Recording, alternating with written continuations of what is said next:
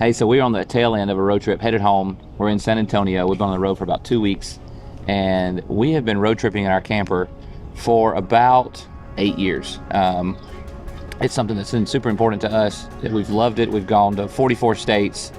We've gone to Western Canada, tons of national parks, state parks, cities, other scenic areas, and it's been something that we've really loved being able to experience with our family.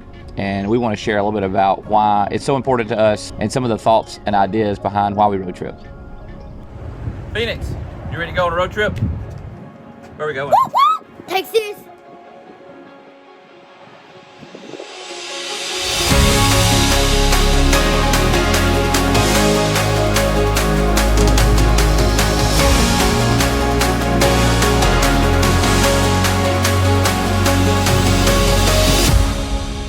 I'm Evan, this is Megan, and we have 4 kids. We have a 12-year-old Gray, Kiri is 10, Phoenix is 7, and Cruz is almost 2. And we have taken trips many times all over the country. We live in Alabama, but we've crossed the country many times. We've gone out west, we've gone up to the Northeast, we've gone to the Midwest, we've gone into Canada, and we've been doing this since 2017, 2018. We bought this camper in 2017 and took it on our first cross-country trip in the spring of 2018 when Phoenix was actually only 3 months old. And we don't live full-time in the camper, but we do try to prioritize road tripping with our family because it gives us an opportunity to see so much of the country in such a cost-effective way. One thing I like about traveling in the camper, while our family loves to travel in all different ways, is kind of the normalcy that it gives the kids. Having 4 kids, obviously, we're kind of a zoo no matter what, whether we're at home or we're on the road. But by going in the camper, not only are they seeing so much, but there's routine to it as well. It's like a home away from home. Yeah, they've been and they've seen 44 different states from, the camper, but every time their bed has been the same. Their toothbrush is in the same place. They get up and there's breakfast. There are a lot of nights where I'm still cooking supper.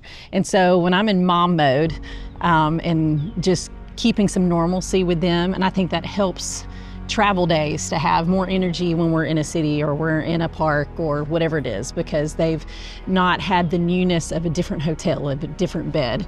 I think also there are days on the road where Evan still has to work, or I have something that needs to be done, or a kid doesn't feel well. I mean, kids get sick whether you're home or you're on the road too, and being in a place that's ours really helps us have space to spread out. I mean, not a huge space to spread out, but plenty enough space. Their room versus kind of the living area, our own bathroom when it's needed when someone's not feeling well, and just, a deeper sleep through the night makes a big difference too. A lot of people, if you're like me, if you stay at a different hotel every night, the first night you stay somewhere, you don't sleep well. You don't sleep well until you've been there a couple of nights. Well, in the camper, they're sleeping in the same bed every night. So they are sleeping much better than they do when they are going to different places. And just to know, when I brush my teeth, this is what I'm doing. Still some chores. I've got to, put my clothes away and stuff like that, which is good for them. Also laundry. We stay at different places. We'll do another video about that, kind of how we plan and where we stay, but we can plan laundry and that helps too. Just not having to pack so much, but also as much as we want to. Really, another nice thing about the camper is if you want it, really you can take it. We can prioritize what you want and then take a little more. You're not confined within a suitcase. So while they do realize they can get by with less than they have at home, that's one thing no matter where we travel. It's always amazing to see, hey, they really didn't have a bazillion toys with them and that much clothes with them. They are really fine having less. But with the camper, you can take a little bit more. Instead of just 4 or 5 outfits, we can take 7 or 8, but then also we can plan laundry to keep their favorite things fresh and clean and that kind of thing. And we homeschool too, so with us homeschooling, I know everybody is not in the same situation, but if you homeschool, it also gives us opportunity to do school while we're on the road. So we're not always gone long enough for them to have to do school the whole time, but it gives us opportunity for them to do school while we're on the road. So our current trip is just a 2-week trip over spring break. So 1 week's really spring break. Another week we're trying to make sure we keep up on our math of enough that would have covered that week at home. We're hitting a lot of national parks, so they're getting a ton of education, seeing the world, seeing the country, seeing other places, seeing cities, seeing national parks. We do the Junior Ranger program in all the national parks and national park sites we've been to. Tons of education. We've gone to some places that we didn't even realize was a park or was a place, and we'll go because it's a national park, historical place or something, and we'll go there and find out about the history of that place that we didn't even know that place was there to start with. And so there's a lot of education they're getting on the road. But if we need to stay behind at the camper, our table is there, our pencils are there, our curriculum can be easily accessible with us. And we try to maximize a lot of our travel. We've done the rent a car or fly into location, rent a car, and jump from hotel to hotel, road tripping a place. We tend to do less centrally located vacations. It's hard for me to consider ours vacations because we try to do work and try to do life while we're on the road. It's not just get away and forget everything for a couple of weeks, because of the length of our trips. And because of my job, where I work for myself and work with a flexible schedule, and because the kids are homeschooled, it gives us the opportunity to kind of flex in our work and our travels. We've done the trips where we go and we rent a car, stay in a hotel, and then we go to another hotel. We may stay there a night or two, and then go to another place and go to another place. And you're just always packing up and moving and packing up and moving. And there's no normalcy. There's no stability in that. And we prefer to have the camper and stay in the camper versus hotel travel. Now, internationally, it's not always possible. So the hotel travel typically internationally is what you've got to do. But we typically don't go and stay in one city or one park for our entire trip. We'll go and stay in a park or a city for like 3 or 4 days, depending on the size of the park. Some are just like a day. Some cities we'll see for a day or two. And then some of the larger parks we'll spend 3 or 4 days there, maybe 5 days, depending on the place. But we like to kind of make the most of our trips and kind of route plan where we're seeing many places on the way and the way back. So that's one thing that road tripping allows us to do. You're not centrally located to one area. You're not confined. Yeah, you're not stuck in one area. On this trip in particular, we've been through Arkansas, Oklahoma, North Texas, New Mexico, West Texas, down in the desert, and now we're back in San Antonio, and it's just totally different scenery, totally different weather that we've had. It's been cold on the trip. It's been crazy windy. It's been warm. We're outside now, and it's cooled in the morning, but the climate changes as we move, and so it's something that gives us variety in the trip. I also love that as we travel with a camper, we get to see a little bit of everything because we're not based out of just one hotel or one city. Then we can go a little bit further. We can stay deeper than a hotel would allow us if we're going into a park oftentimes. But also we love a little bit of city too. So like right now we're in San Antonio and we're doing the city thing for a couple of days. But before this, we were weeks in the desert. So it allows us to see more, I feel like, and to see it more intentionally because we can truly be in the desert, we can truly be in the city, and we're not just driving back and forth from one spot and only seeing what's in that one location. And so it ends up being a little something for everybody. Yeah, if we were stuck in a hotel in one location, we wouldn't see the in-betweens. There's a lot of stuff that on the road as we travel, there's places that we can stop that are not even planned, that are things we find as we go. And so it's been something that we really love, seeing the smaller places, the lesser known places, the side road attractions, or the local places to eat. We love going and checking out new places. Yeah, we love going places and finding like the local eateries, even if it's like a chain, but we like stop at the local burger joint or whatever and try the food, or donut shops or whatever that we can, coffee shops. Megan loves to go to coffee shops. And then we can offset that cost because we're with a camper. So, the next couple of meals are home cooked. It's spaghetti night, and so that gives us the flexibility too to say, okay, we can feed our family of 6 out because we know the next 2 days the meals are going to be in the camper, and that's okay. So it helps, I think, financially that way too, because we're not eating out every meal. Still, the majority of our meals are in the camper. So when we do eat out, we can be intentional to go to somewhere that's exciting to us. Yeah, we just spent about 4 days in Guadalupe Mountains National Park and Carlsbad Caverns National Park area, and then we spent another 4 days down in the Big Bend area. And if we had to eat out all the meals there, it would have been a fortune for our family because there's no fast food. Some of the meals, it's just fast food works for us because it's a lot cheaper. And so we don't do it fast food every meal, but we do it while we're on the road or while we're trying to get something quick. And it's a lot more inexpensive than eating at a sit-down restaurant. And there was really no fast food in any of those places. It was all like little mom and pop shops that would have been what we had to eat. And if we had to do that, staying in a hotel, we would have spent a fortune. And having the camper, having the fridge, having the stove, having a microwave, having all the things that we need in the camper gives us the crock pot, huge. When we're out traveling during the day, we can set stuff on to cook. Having all that stuff gives us the opportunity to go out and explore and save money on food because we're cooking it like we would at home. So then when we do eat out, sometimes it is that fast food on the road, or it is that fun place like we ate on the Riverwalk in San Antonio last night. And financially, we didn't have to worry about it as much because we just spent 2 weeks only, cooking meals. Yeah. So we've done a ton of international travel, and we've traveled all over the world with a family, and plane tickets are expensive. The thing is, when I take the 6 of us, there's 4 kids, 2 adults, each person has to have a seat. Each person has to have a ticket.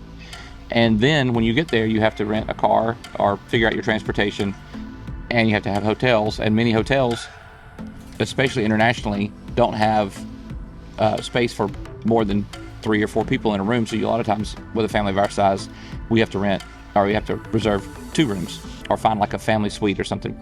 So all that stuff, just the price adds up super fast. With the road trip thing, we get in the car, we grab the camper, and the cost of the gas pulling the camper is the same whether I'm driving it by myself or if Megan and I were by ourselves or if we're all together.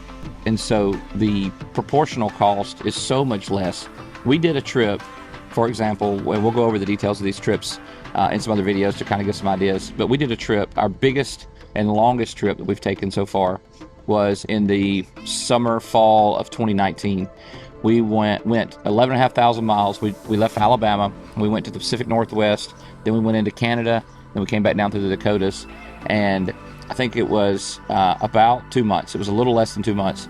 And all in, campsite reservations, gas, 11,500 miles of gas, food, all the stuff that we bought was around $7,500, $7,500 to $8,000 in total for that 2 months.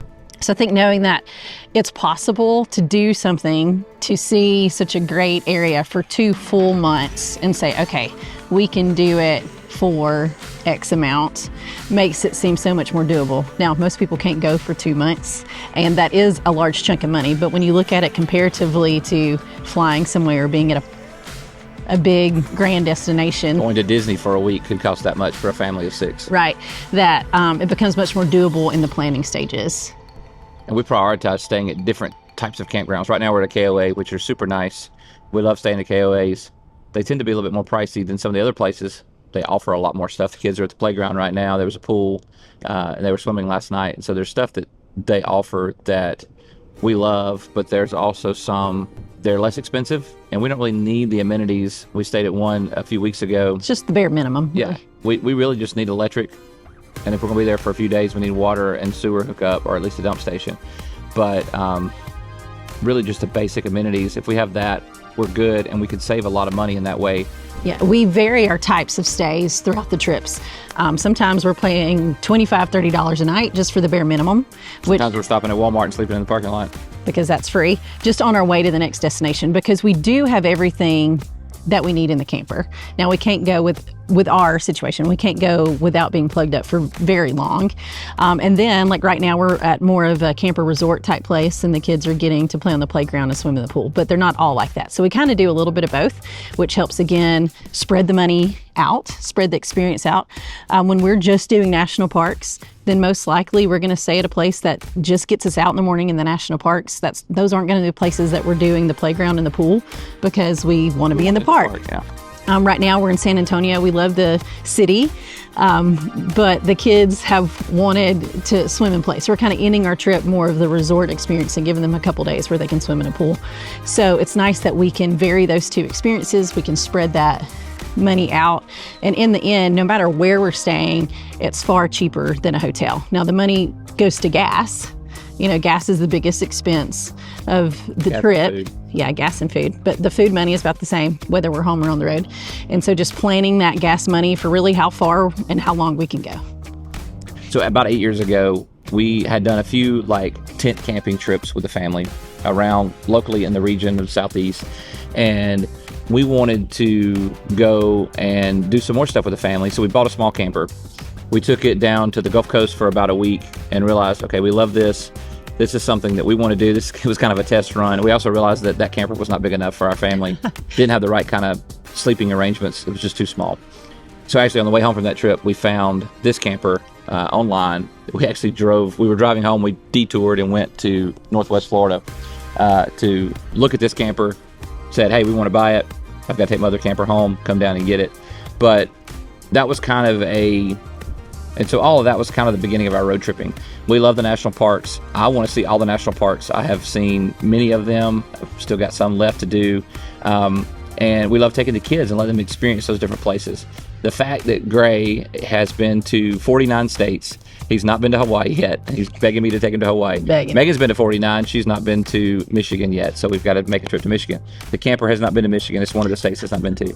But the fact that we can say that, and the fact that they've seen those places, there's so many people that rarely get out of their state or their region, especially as kids, and even as adults who don't go and see places. I think that's our biggest encouragement for others, is that there's so much out there, and it doesn't have to be that expensive. You can do it pretty economically. I know everybody's not in the same situation with homeschool and with flexible jobs, but if you can figure out a time frame that will allow you to go, even if it's in your area of where you live, there are great places just about any place in the country. I could give you a road trip itinerary that would take you to some awesome places, even if you live in the Midwest or in the middle of the country, or if you live out west or on the East Coast. There's tons of stuff that you can do to find great places to go in your region. We've done short trips. We've done trips for like a week that aren't too far away from where we live. We've done trips that have taken us completely across the country and different directions. We've been to all four corners of the country with a camper. So I think that our encouragement would be that this is a great way to see the country. It's a great way to find new places. It's a great way to experience the national parks. It's a great way, I think it's the best way to experience the national parks. The national parks, for the most part, are so isolated that the best way to experience them to the fullest is to stay in the park or just right outside the park. We typically stay right outside the park because we're 31 feet and we need full hookup. So most national parks don't have accommodations that will suit our camper. So we typically have to stay right outside the national park. Now we do stay in the park when I'm in my van, or if we're tent camping or something like that, we'll stay in the park. But with the camper, we stay right outside the park. But we've stayed in some crazy places that have been right in the place we want to be, and it's enabled us to experience those places to the fullest while we're there. And really, road tripping is the best way to do it and to see the country. We have so many people say, I don't know how you do it, or I can't do that till my kids are older. And I think when we left, when Phoenix was 3 months old, for a couple months, everybody just thought we were insane. But the fact that we were taking the camper is really what has made it so doable with the kids, because there is that routine. You can customize it inside for what you need. We have a bottom bunk that we have installed a net, which is more like a pack and play with a mattress, because now this is our second baby that we have road tripped with. Well, you're not doing that at a hotel. We have it set up where the kids can sit at the table and eat the meals even when they're small. And so this has actually been a way for us to travel no matter what the kids' ages are. So I would encourage you, don't wait until they're a certain age, because they will never be the perfect age, but you will miss out on things while you're waiting for that time to come. And whether we have been 10 states away or, just a couple of counties away from where we live, we've always seen their eyes open, their discoveries, their wonder be renewed, because there's so much out there that you just don't get in your backyard, and you don't have to be very far, or you can be far from home, but to see experiences through their eyes, to know that they are getting, a broadened view of the world, really is what pushes us to do it more. The experiences we're creating for them are just giving them the understanding of the world and opportunities to see the country, see what places are like, experience different cultures, experience different regions and climates and scenic areas. It's been great to be able to create those memories and create those opportunities for them to see the country. I think too, the more you do it, the easier it becomes to do, as with anything. I mean, the same thing with international travel. The first time we did it, it was kind of scary figuring it out, and now you know, it's not so scary. And the same thing with the camper. If you've not gone before, the first time you do it is going to take longer to figure out the nuances and to figure out what you need. But the more you do it, the easier it becomes. So I would encourage you, if it seems intimidating, to give it a try for a shorter trip, learn the ins and outs of it, but then don't stop there. Don't let it intimidate you when you're figuring out the systems and the habits of it, because like anything that's often worth it, the more you work at it, the more you get used to it, then the easier it will be. And then before you know it, it's just kind of part of what you do. All right, so needless to say, we love road tripping. We have done it for years, and it's something that we encourage anybody to do with their family, even if you don't have kids. Road tripping is an excellent way to see the country, and we want to share more about how we've done it, the places we've gone, the places we plan to go, and how we trip plan, kind of how our camper's set up. So we're going to go through some more videos talking about road trip specific things, and if there's anything in particular that we can share or help you understand some things about road tripping or some ideas of inspiration, where to go or planning or anything like that, leave a comment down below and let us know if there's anything that we can help you with. Any questions, we're happy to help. We'll do some other videos breaking down some of our route planning, how we route plan, where we go, some of the cost breakdowns of different things, and also we'll talk about the camper and just some of the different nuances of road tripping and what we've learned from our years on the road.